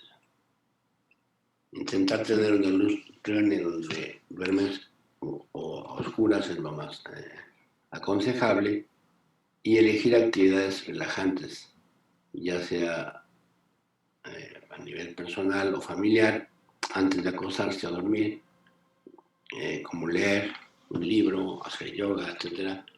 Comer comidas ligeras en horarios establecidos, si es posible, y no justo antes de lo deseado para el inicio del sueño, para evitar las interrupciones del sueño debido a la mala digestión. Si se experimentan síntomas relacionados con la falta de sueño o fatiga, incluyendo errores peligrosos relacionados con el trabajo, con la incapacidad para concentrarse o para la toma de decisiones, con irritabilidad extrema o con un fuerte contenido emocional, informar a sus colegas y superiores, tomar una siesta, incluso una siesta corta, puede ayudar a reducir parcialmente estos síntomas de fatiga. Cuando salga de su guardia, no conduzca a casa en su automóvil para evitar accidentes. Si es posible, camine a casa o vaya en bicicleta. Si no, tome un taxi o autobús a casa, o trate de ver si su administración o instituto hospitalario cuenta con servicios de hoteles que se han brindado a acoger a los médicos y enfermeras que salen de turnos de sitios donde hay actividad con el COVID. Finalmente, no hay los medicamentos mágicos para dormir. Intente evitar el uso de estas pastillas. Su efectividad, sobre todo las que no tienen, las que se venden sin receta, ¿no? Su efectividad es cuestionable y puede tener algunos efectos secundarios, casi son siempre antihistamínicos. Tampoco se tomen por largos periodos de tiempo. El uso de estos medicamentos a la larga es muy debatible y la administración de benzodiazepinas, que sí son útiles, debe ser por un tiempo bajo y con la menor dosis posible. ¿Sí?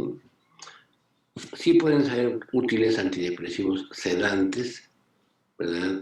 Del tipo de la mirtazapina, por ejemplo, utilizando la menor dosis de 7.5 miligramos 2 horas antes del inicio del sueño.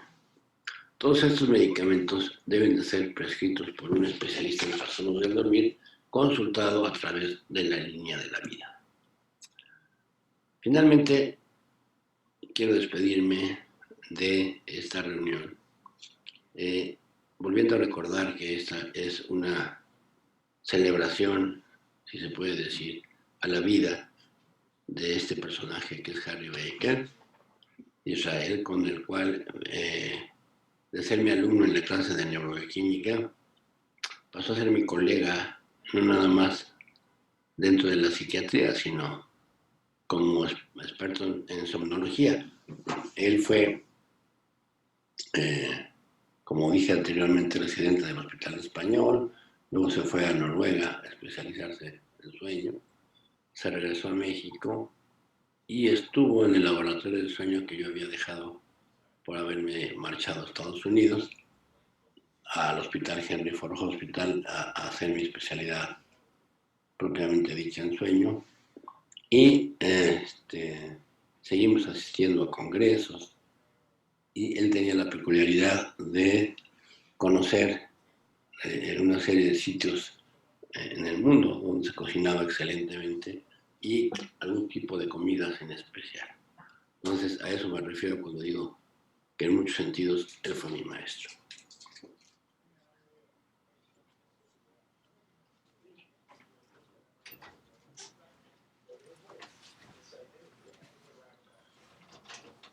Les voy a leer algo que escribí cuando me enteré del fallecimiento de nuestro amigo. Se llama Finisterre.